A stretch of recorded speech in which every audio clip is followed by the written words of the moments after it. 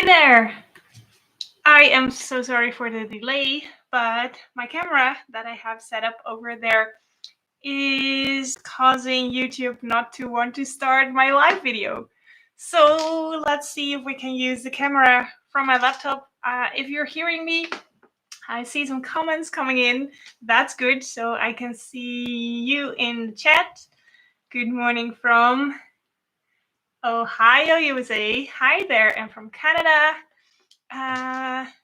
Yay, Carol says hi. Hi, so I guess everything is working. Okay. So then I won't have a top view camera, but we'll make it work. We'll make it work. I am going to put this a little bit higher up. Let's see. How are we going to do that? Here we go. Let's put something under here. Better. I guess we'll have to do with this view today. Hi there, Helga's joining in, and Paula, Maria, Barbara. Hi everyone. So good to have you here with our Happy Notes Quilt Along.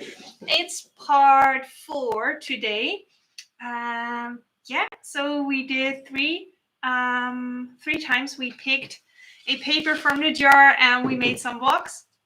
Also, to people who are just joining in and click the link through my Instagram, hi and welcome. You can just stay here even if you're not sewing along with the Happy Notes, because today I also want to share something about using paper templates to cut our fabrics. I am happy that the live stream did start because, well, I was a little bit afraid that we would have missed out on this. But it's looking good.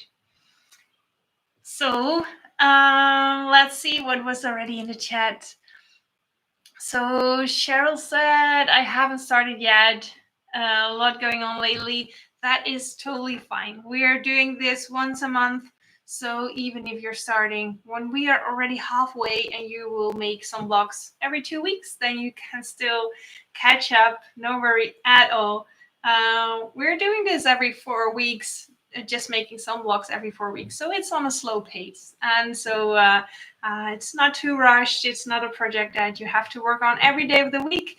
So I guess one weekend-ish every 4 weeks or one evening every week, that will be enough for you to participate. So just start when you're ready. Anne says, hi from an unusual spring like Ottawa. That is lovely, lovely spring feelings here as well. So it's pretty sunny and warm in the studio already. And it's just beginning of March. And Cheryl also asked the question, good morning, how long will I have access to the Quilt Along videos and where can I access them? Well, these videos, these live videos will be available for as long as YouTube will exist. So I will ask Mandy, my VA, to put all the links to these videos on our Quilt Along page. So there's a Quilt Along page, sugardo.com/happyQAL. And let me put that in the chat for you. sugardo.com/happyquilt. I will ask her to put all the links to these videos on the website so that you have access and the overview of them. And on the website, you will also find the schedule of these live videos. Yeah, so that will stay there for as long as YouTube is here. So don't feel rushed. You can just start with this quilt project later if you'd like. Hello from France. Hi there. Lovely for everybody who joined in. And Margie asked, question, how do you make a mirror image of the camera? Is it mirrored for you in the screen right now, you mean? Because that could be because I switched cameras. And otherwise, if you're wondering how you get a mirrored image of the block itself, then what you could do is when you put a pattern to paper, you could flip the paper around and draw the pattern again on the other side. And when you then use the pattern on the other side, you'll have a flipped image of your pattern, if that makes sense. So let's do that again. So you have a pattern like this on one side, and when you want to make a mirrored version of it, you flip your paper, maybe you hold it up to a window, and then you trace it on the back side, and then you use the back side as the pattern. Then you have a flipped image of a foundation paper piecing pattern. Little tip there. Hi from Munich. Hello. Hey Emma. I just found out about the happy notes and excited to get started. Sorry if this wasn't asked in a previous live stream, but what stitch length do you use on your machine? When I am doing foundation paper piecing on, let's say, tea bag paper or paper that you don't need to rip away, then I use a pretty normal stitch length, I guess, 2.5 or 2 millimeter. Is that millimeter? Not sure. Yeah, I think so. Yeah, stitch length. But if I'm doing FPP on regular paper or something that I need to rip away, I make that stitch length way smaller, so it's easier to rip away your paper. And I would say just test it out a little bit with your machine, some different stitch length, and then you can see what works best for you.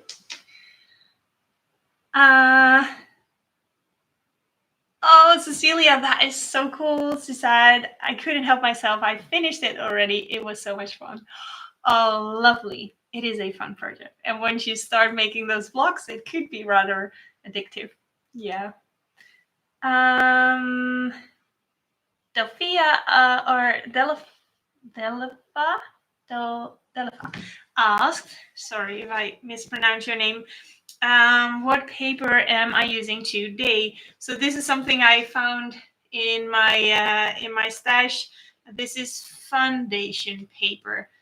So it is really nice and see-through, but it's a little bit thicker, so it goes through a printer really easy. So this was just to demonstrate. So I just ran it quickly through my printer. So that is what I'm stitching on today.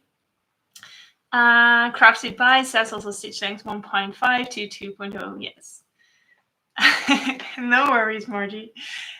And Vicky is here. Hey, Vicky. So happy to be here live. Yes, I'm really happy that you're here. Haven't started sewing blocks. That is okay. You still have time. Oh, lots of planning and coloring. That's also fun.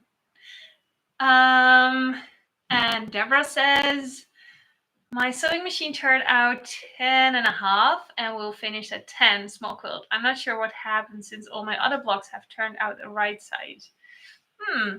That's interesting. So the sewing machine, let's see, for the small quilt, should it have been 11 inches? Let's see. What do we have here? Yeah, mine is 11.5. That's interesting. Maybe you can send me an email, then I can check with you what file you used, or maybe we can figure something out. But if it turned out 11.5 inches, you can just put on, let's say on one side, you can put on a border of 1 inch, and then it will blend perfectly with the background and the rest of the session. So that is no problem at all if you need to make it 11 and it's a little bit smaller. Delafay. Oh, wonderful name. Yes, so let's get started. So I don't have the overview camera that I wanted to use, but I will just hold it up in front of the camera and share what I was planning to do. So when we're doing foundation paper piecing, I often get questions about that it's difficult to place pieces so that they, when you fold them open after sewing, they end up in the correct spot. And you could look at that from a perspective that you need to place the fabric on the correct side and in the correct position. But for me, that starts already with cutting the fabrics.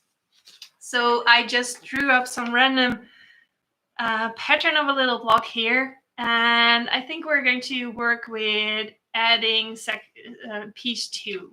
So we are going to do piece 1 and piece 2 because this is kind of a odd shape.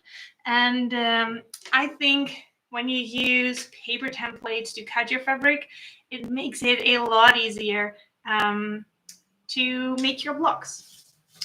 So I have paper templates and I printed out the pattern as well, or copied it to some foundation paper. So I'm going to stitch it onto here and hope it's see-through enough for you to get what we're doing. So these two are exactly the same. Here we have foundation paper and here I have just normal printing paper. So if you want to do this yourself, you can just copy your pattern to a sheet of paper and use that. So what I would do then is cut off the seam allowance around the block and then cut up the block in pieces. And when you start with the highest number, you can just snip off piece by piece. So snipping off piece 5, piece 4, piece 3, and piece 1. And since the numbers are on there, you still know what the front and the back side of your template is. So what do we have here now? We have a template for piece 1 and for piece 2. I am going to use some scraps from my Robo Boogie fabrics and going to make the triangle in pink and then the other fabrics with this one. And I'm using a printed fabric with a print. So we do need to take into account if you're placing it on the back or the front of the fabric. So what I would like to do is first start with just cutting some squares. So for piece 1, I am going to cut a square. It should be big enough, just a square piece of fabric. There we have it. Just a piece that is bigger than the triangle. Because in some foundation paper piecing tutorials, they start off with a big piece of fabric, so you always have enough, and they mostly start with just cutting a rectangle or a square. And yes, then you have a big piece of fabric, which probably often is big enough. But when you have odd shapes, it sometimes is just hard to put it in the correct place. So here we have piece 2 and a square that is big enough, right? So then we are going to place a square on the back side of the, wait, this is paper. This is the foundation paper. Yeah, it's nice and see-through. So we're going to position that behind the triangle. I'm going to exaggerate a little bit here because, of course, you could place your fabric like this so it lines up nicely with the seam. Like I would normally place it something like this so you have it lined up with the seam, but let's say we're just putting it on there, exaggerating a little bit so that it would make sense. That is piece 1 and it still fits. And then we have piece 2. So we need to put that right sides together on here. I will stick a pin in. I don't have to hold it like this. Here is a pin. Super fun rainbow pins, by the way, by Bohin. Such a happy box, kind of like a little bit of confetti in a box, but they are pins. So let's stick a pin through here so that this stays in place. And if you have questions in the meantime, just pop them in the chat so we can discuss them later. And then we have this piece of fabric, which is for piece 2. So the piece of fabric should be right sides together. And then we have to figure out, well, here is piece 2. So maybe it would make sense to put it like this. And then it's kind of guesswork where it's going to end up. So I'm just going to do it like that and sew this seam, and let's see what happens.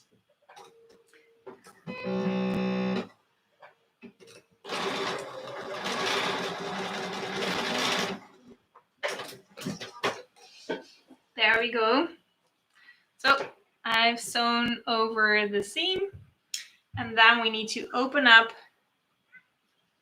the fabric. So there's two things that are happening right now, which you can prevent by using templates to cut your fabric.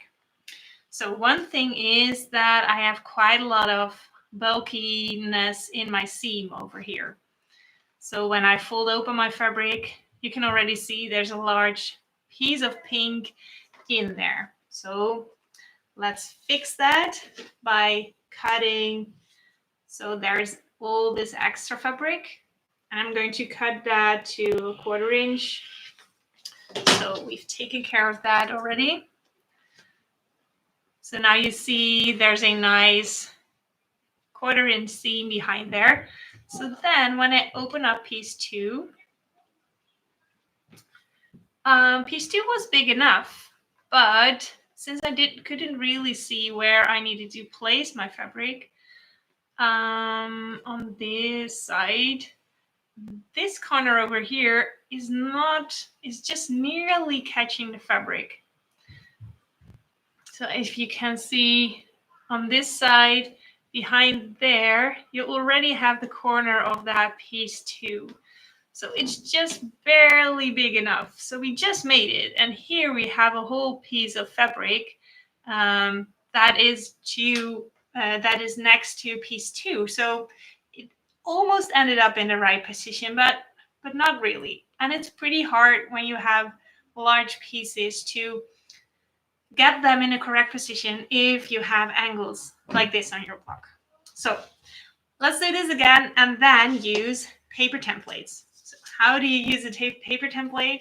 You pick your fabric, you put it wrong side up, and you put your template on the back side of your fabric. So you have your wrong side up, and you put your paper template with the right side up on top of it. And then you cut around it. And you can cut this pretty big if you'd like. It's just important that you follow the shape of the piece. So it's not a problem if you cut it bigger. Like when you're starting out with FPP I still like to cut my pieces bigger than just a 1/4 inch. So this is what I'm going for. So it is roughly the shape of that triangle. So this is just a triangle shape. And then here we have our piece 2. So also the same way, wrong side facing up. And here you have the piece with number 2. Put it on top of here. And also cut around that shape. It doesn't have to be exactly 1/4 inch. A little bit bigger is just fine, but just roughly following the shape. So that it's kind of, so the shape should match. It doesn't have to be exactly the right size. So then we're going to take our piece 1 and place it. And we're going to place it in such a way that it is behind piece 1. And as you can see, there is already kind of a 1/4 inch seam between 1 and 2. So this is the seam that we're going to sew. So I'm going to make sure that piece 1 is sticking out on there with about a 1/4 inch. So let's stick a pin in this. And what I'm going to do now is fold over my pattern on this line between 1 and 2.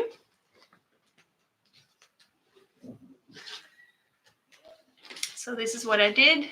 Here's piece 1 and 2. Folded the pattern over that line. And now we have at the back, this is the folded back piece 2. and the folded back piece 2, you can still see the shape. So what we're going to do now is take that fabric piece 2 and we're going to place it right sides together with the pink fabric. But what I like to do now is make sure that I see the shape of piece 2. Let's see. It's there we go. So here is the shape of piece 2, and that this fabric that you rotated in such a way that it is behind that shape. It's difficult to do it on camera for me, so I'm going to place it. So we have the fabrics right sides together. And when you're thinking, whoa, this all sounds super difficult, then I would recommend looping this piece a few times with a practice piece for yourself, and then just doing these steps a few times to see if it starts to click. And don't expect it to work at the first try, but I am sure that this is going to help when it clicks. So I'm going to just outline that piece 2 on here. That is pink. That doesn't show really well. Do we have a pen? Pen. Let's grab a pen.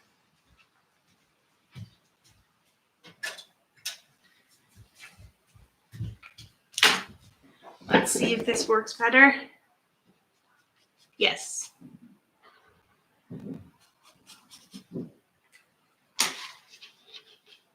So here I have the outline of piece 2.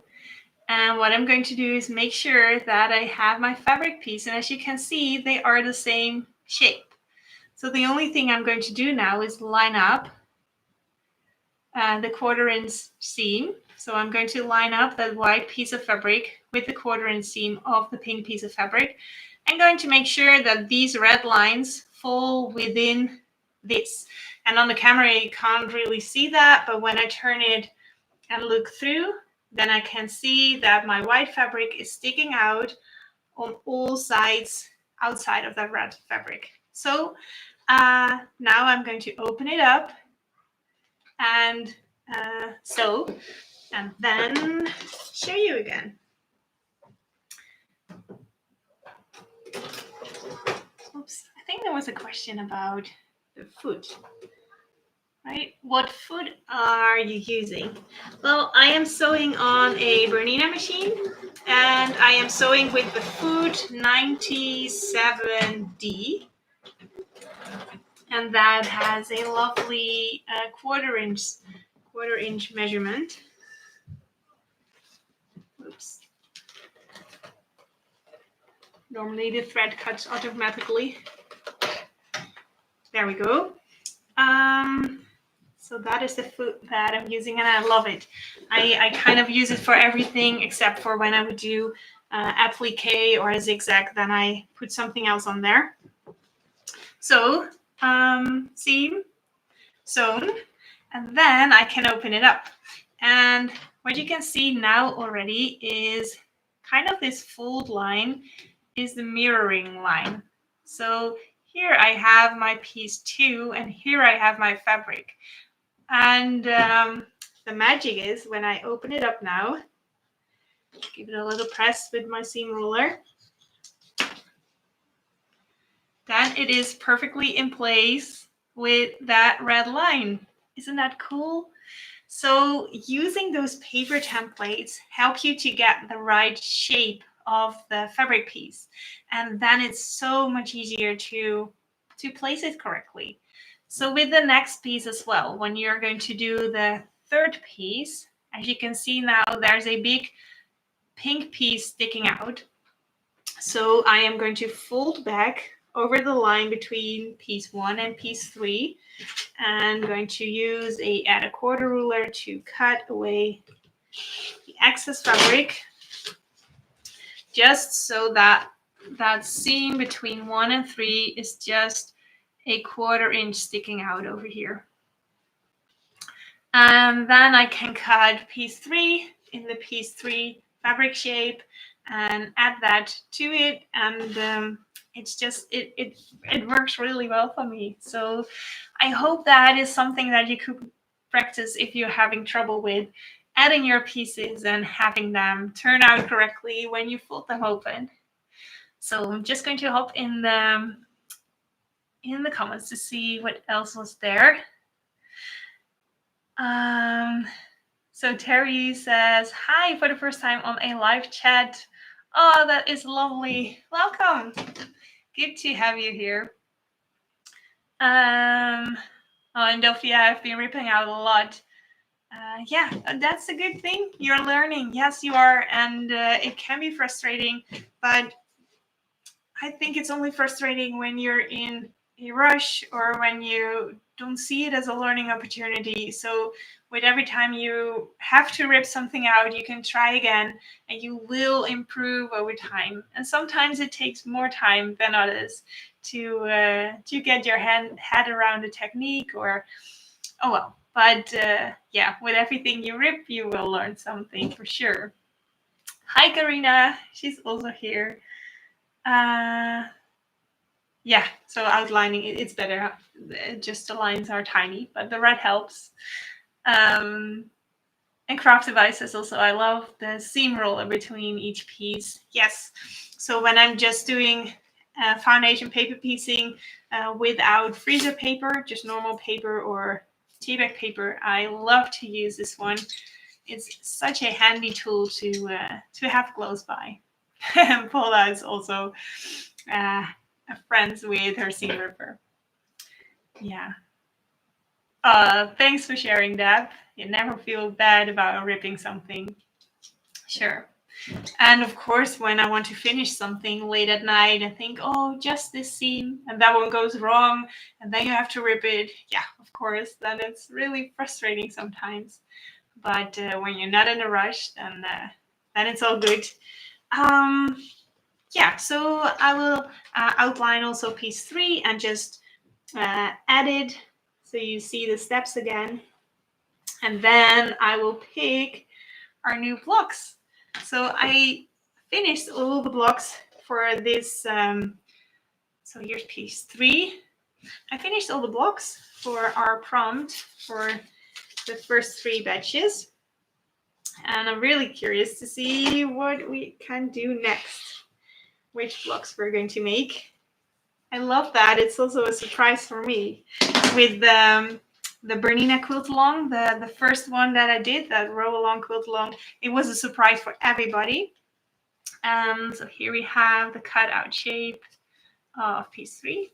But then I already knew which row we were going to sew. So for me, it wasn't a surprise anymore. But yeah, with this quilt along, it's also a surprise for me what we will be sewing. There is a new Bernina, Sugardew Bernina quilt along coming, by the way. Let me first stitch this piece. So here we have the folded back piece 3. And here I have my lined out fabric. So I lined it up over here with the edge of the pink one. And I made sure that it was behind the red lines on the other side. Yeah, so in May, this is kind of a new news since Bernina hasn't officially announced it. But in May, we are going to start with a new Sugardew Bernina quilt along, and it's going to be a big one again. Really, really fun. And we're going to do rows again. So we're going to do a row along quilt along again. There we have it stitched on. So let's open it up and see how we did. And I designed this one with the Robo Boogie fabrics that I'm now also working with. So we open it up and there it is behind the red line. Yay! So that is the steps. If you want to practice this, just put this on repeat in the replay, and then you can practice and learn this. So yeah, that new quilt along is going to start in May. At the end of March, Bernina is officially going to announce it, and we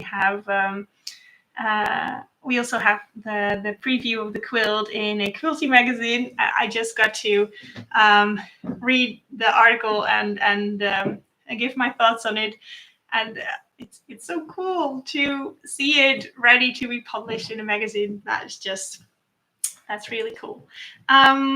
And it's going to be a fun one, a fun quilt along.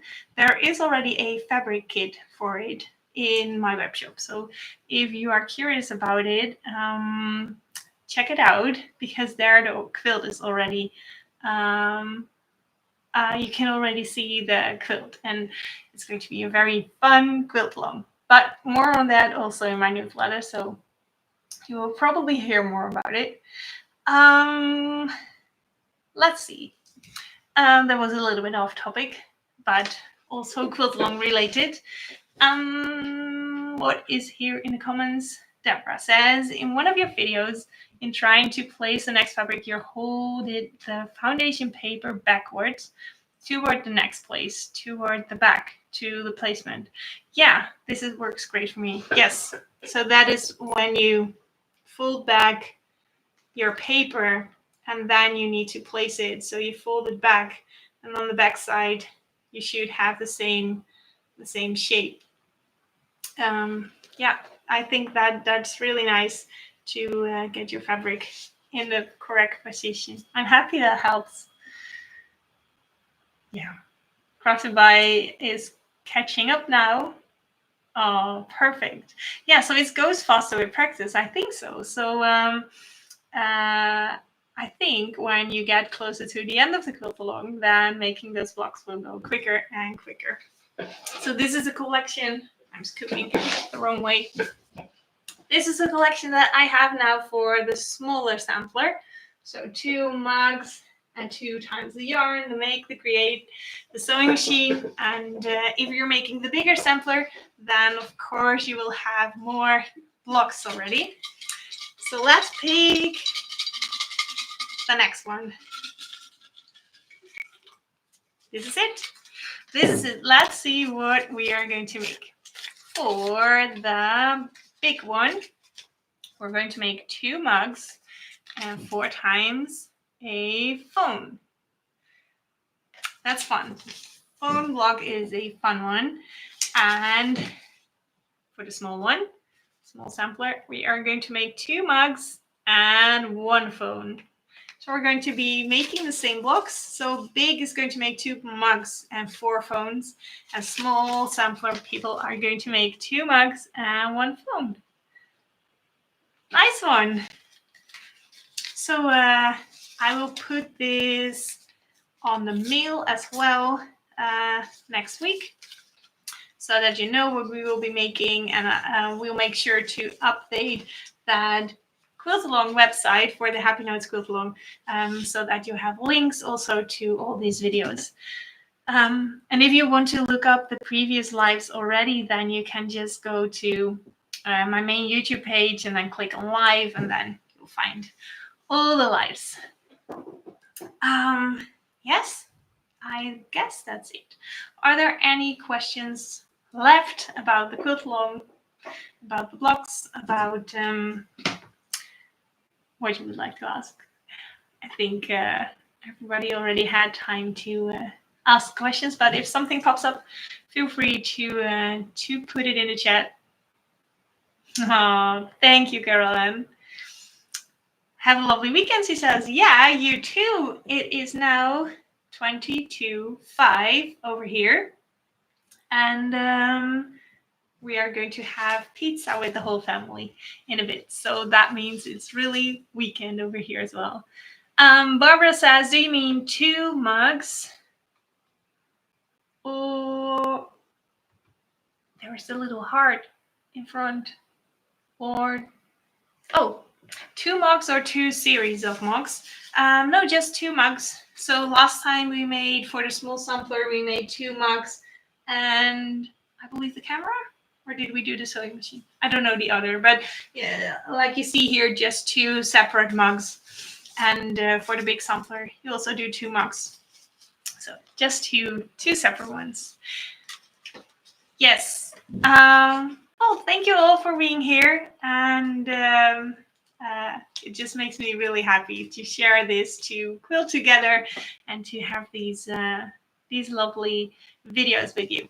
So thank you for being here. It means a lot to me, and I will see you again in the next live. Bye.